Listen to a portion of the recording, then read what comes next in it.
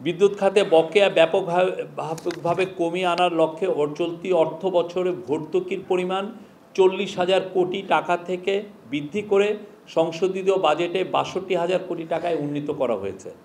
গ্রাহক পর্যায়ে বিদ্যুতের মূল্য বৃদ্ধি না করে উৎপাদন খরচ কমিয়ে আনার মাধ্যমে ভর্তুকি নিয়ন্ত্রণে বিভিন্ন কার্যক্রম গ্রহণ করা হচ্ছে। এর ফলে চলতি অর্থ বছরের সর্বমোট 11,444 কোটি টাকা সাশ্রয়, প্রায় 10% ব্যয় হ্রাস করা সম্ভব হবে বলে অনুমান করা হচ্ছে। উৎপাদন ব্যয় যৌক্তিক পর্যায়ে কমিয়ে আনার জন্য ইতিপূর্বে সম্পাদিত চুক্তিতে বিদ্যুতের ক্রয় মূল্য পুনর্বিবেচনা এবং এনার্জি অডিট বাস্তবায়নের উদ্যোগ নেওয়া হয়েছে। দেশীয় উৎস হতে গ্যাস সরবরাহ বৃদ্ধির লক্ষ্যে নতুন কূপ খননের মাধ্যমে দৈনিক 648 মিলিয়ন ঘনফুট গ্যাস উৎপাদন বৃদ্ধির পরিকল্পনা গ্রহণ করা হয়েছে।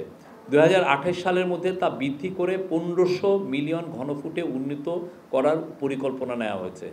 নতুন রিগ ক্রয়সহ বাপেক্সের সক্ষমতা বৃদ্ধির উদ্যোগ নেওয়া হয়েছে।